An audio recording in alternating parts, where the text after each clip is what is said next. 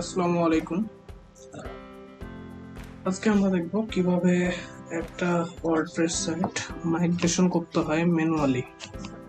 আমরা আজকে যেটা দেখব সেটা হচ্ছে আমাদের লোকাল হোস্ট থেকে একটা সাইট কিভাবে আমরা সেই প্যানেলে অর্থাৎ লাইভ সার্ভারে মাইগ্রেশন করব সেটাই আজকে দেখব।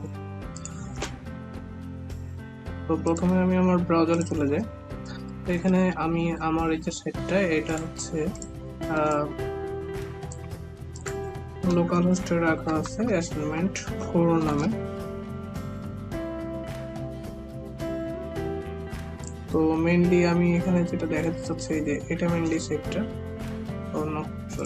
এটা, তো এটা হচ্ছে সেটটা। তো এটা লোকাল হোস্টে রাখা আছে, এই সাইটটাকে আমরা সি প্যানেলে নিয়ে যাব। তো চলুন শুরু করা যাক। ফার্স্ট অফ অল যেটা করতে হবে যে আমাকে আমার কম্পিউটারের জ্যাম সার্ভারের মধ্যে htdocs থেকে ওই ফাইলের মধ্যে যে টোটাল ফাইলটাকে জিপ করতে হবে। সবগুলা ফাইল আমি এখানে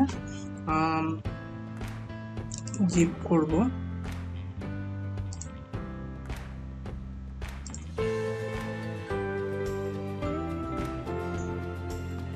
দেন নেক্সট স্টেপ ইজ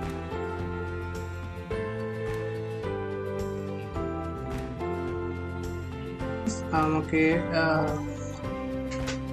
এর যে ডেটাবেসটা আছে সেটা আমাকে এক্সপোর্ট করতে হবে। তো ডেটাবেস এক্সপোর্ট করার জন্য ফার্স্ট অফ অল আমাকে যেটা করতে হবে আমাকে দেখে নিতে হবে এটা কি, এর ডাটাবেসটা কি নামে আছে। তো ডাটাবেসটার নাম দেখতে হলে আমাকে এখানে wp-config.php ফাইলের মধ্যে যেতে হবে। তো wp-config.php কে আমি যদি নোটপ্যাডে ওপেন করি তাহলে এখানে দেখতে পাবো আমার ডাটাবেসের নাম দেওয়া আছে অ্যাসাইনমেন্ট 4। সো এখন আমি ডাটাবেস নাম অ্যাসাইনমেন্ট 4 দেওয়া আছে। তো আমি জ্যাম সার্ভারের অ্যাডমিন থেকে PHP মাই অ্যাডমিন থেকে আমি আমার অ্যাসাইনমেন্ট 4 নামে যে ডাটাবেসটা আছে এটাকে এক্সপোর্ট করব। তো এই হচ্ছে অ্যাসাইনমেন্ট 4 এর ডাটাবেসটা, এটাকে আমাকে এক্সপোর্ট করতে হবে। তো চেক অল থেকে এক্সপোর্ট, দেন এটা অবশ্যই SQL থাকার লাগবে। দেন এখান থেকে আমাকে দিতে হবে গো।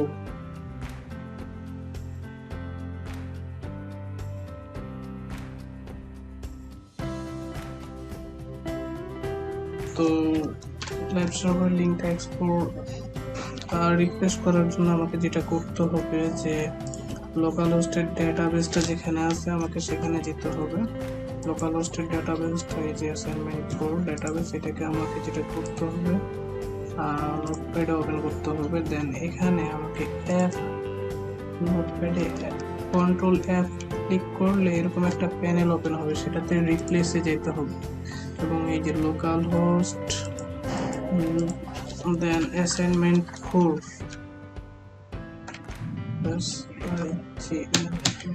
অ্যাসাইনমেন্ট 4 এই লিঙ্কটা যেখানে যেখানে আছে সেখানে আমার এটা অ্যাসাইনমেন্ট 4.manifestation.xyz আমি যাচ্ছি এটাকে আর রিপ্লেস করতে। তো সিম্পলি আমার লোকাল হোস্টের যে লিঙ্ক সেটা কিন্তু এটা লোকাল হোস্ট অ্যাসাইনমেন্ট /assignment4। আমি এই জায়গায় যাচ্ছি আমার যে একটু সাবডোমেইন ক্রিয়েট করলাম সেটাকে রিপ্লেস করে দিতে। তো আমি আমার সাবডোমেইনের লিঙ্কটা এখানে দিলাম। দেন আমি এখন রিপ্লেস অল ক্লিক করব। রিপ্লেস অলে ক্লিক করলে আমি এখানে দেখতে পাবো অলরেডি হয়ে গেছে। তো এখান থেকে আমি সেভ দিয়ে দেবো সিম্পলি, তো দিলাম। দেন এটাও আমার হয়ে গেল। এটার একটা কপি করে আমি রাখতে পারি এখানে। করব লাইভ সার্ভারে একটা নিউ ডেটাবেস ক্রিয়েট করবো। তো এর জন্য আমি লাইভ সার্ভারে যাব। এখানে লাইভ সার্ভারে যাওয়ার পর সি প্যানেলে আমি একটা নতুন ডাটাবেস ক্রিয়েট করবো। এর জন্য ডাটাবেস উইজেট থেকে আমি সহজেই করতে পারি। তো ডাটাবেস উইজেটে যাওয়ার পর আমি যে ডাটাবেস ইয়াটা ক্রিয়েট করবো সেটার নাম দিব আমি অ্যাসাইনমেন্ট অ্যাসাইনমেন্ট 4 নামে আমি একটা ডেটাবেস ক্রিয়েট করলাম এখানে। দেন ইউজার নেম এখানে জানতে চাচ্ছে তারা, আমি যদি কোনো ইউজার নেম দিই তো অবশ্যই আমি আবার এখানে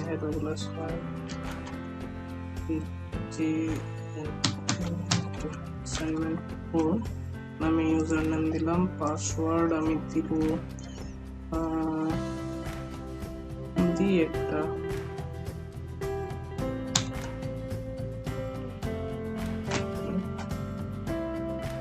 1 2 3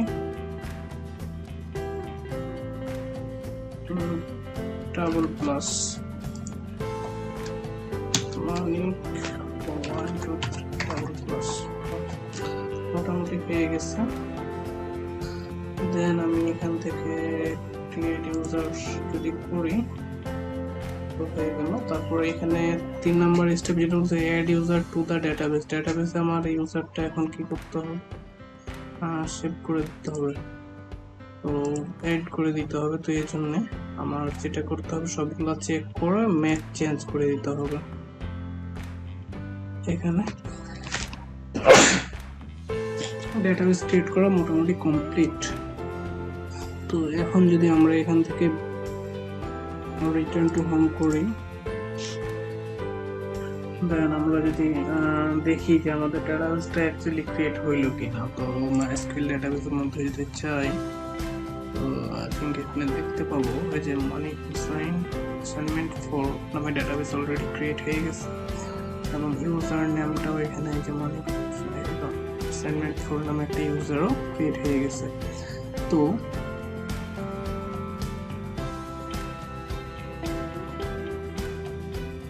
কি করবো, লোকাল হোস্টের ডেটাবেসটা লাইভ সার্ভারের ডেটাবেসে ইম্পোর্ট করতে হবে আর কি এখন, বা করব যেটা। তো এখন আমরা সিম্পলি যাব প্যানেলে, দেন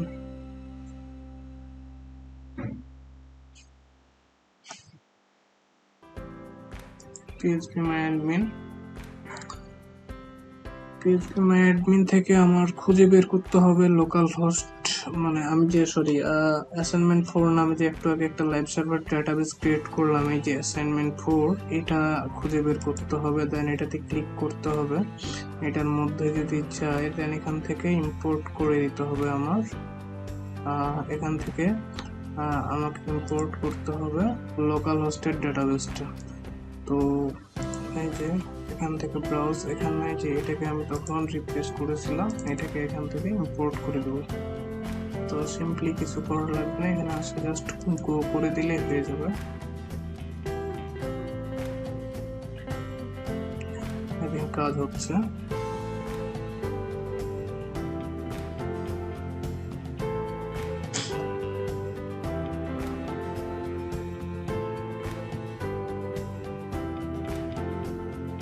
এরপরের স্টেপটা আমি দেখাই। এরপরের যে স্টেপটা থাকবে সেটা হচ্ছে আমাকে কিছুক্ষণ আগে যে আমি যে একটা জিপ ফাইল করেছিলাম,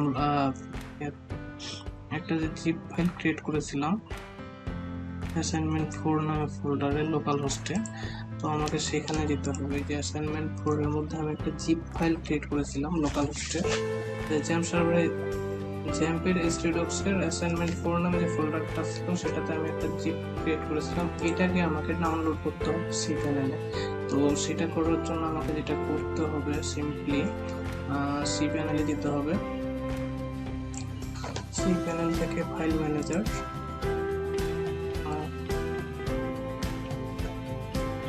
ফাইল ম্যানেজার থেকে আমাকে পাবলিক HTML থেকে যে অ্যাসাইনমেন্ট 4 নামের ফোল্ডারটা ওপেন করতে হবে এবং এটার মধ্যে আমাকে ওই ফোল্ডারটা আপলোড করতে হবে। তো আপলোড করার জন্য আমি চাই এখানে আবার এটাকে সিম্পলি আমি,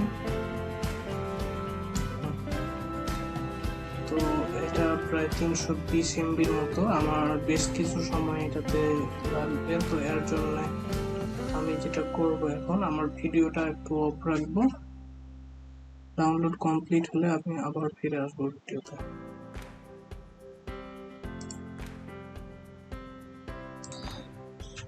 তো আমার সাইটে অলরেডি ইনস্টল হয়ে গেছে মানে আপলোড হয়ে গেছে। তো আমি এটাকে এক্সট্রাক্ট করলাম, এই যে অ্যাসাইনমেন্ট 4 ফাইলটাকে আমি এক্সট্রাক্ট করলাম। আর এদিকে আমি কিছুক্ষণ আগে যে লোকাল হোস্টে পিএইচপি মাই অ্যাডমিনের ডাটাবেসটা এক্সপোর্ট করছিলাম, মানে ইম্পোর্ট করছিলাম, সেটাও অলরেডি হয়ে গেছে। তো এখান থেকে আমরা এখন বের হতে পারি। দেন এখন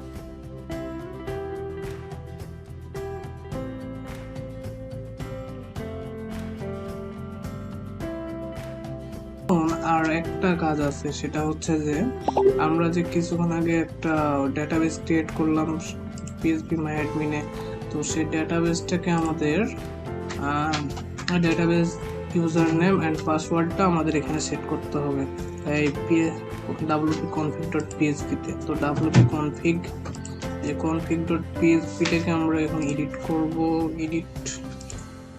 তারপরে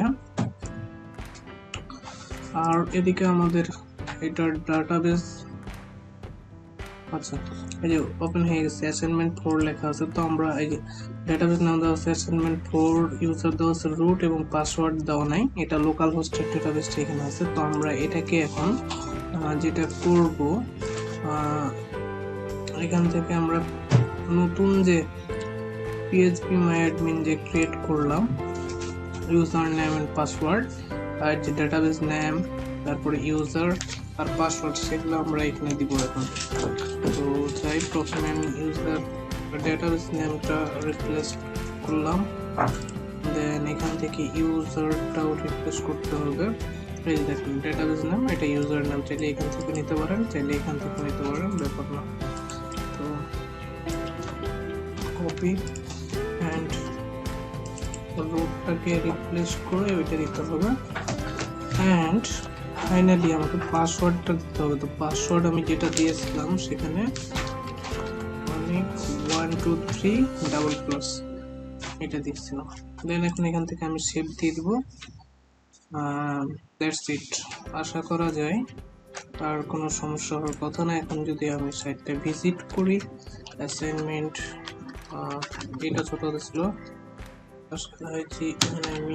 অ্যাসাইনমেন্ট 4.1.xyz, আমার সাবডোমেনটা তো এটাই ছিল অ্যাসাইনমেন্ট 4, আর আমার মেইন ডোমেন হচ্ছে আমি যদি এখন ভিজিট করে, তো আই থিঙ্ক সাইটটাতে চলে যাব। দেখতে পাচ্ছেন এখানে অলরেডি নামটা শো করছে এক্স্যাক্টলি, অ্যান্ড আলহামদুলিল্লাহ সাইটটা পারফেক্ট ভাবে আমার ডোমেইনে সাবডোমেইনে ইনস্টল হয়ে গেছে। ওকে।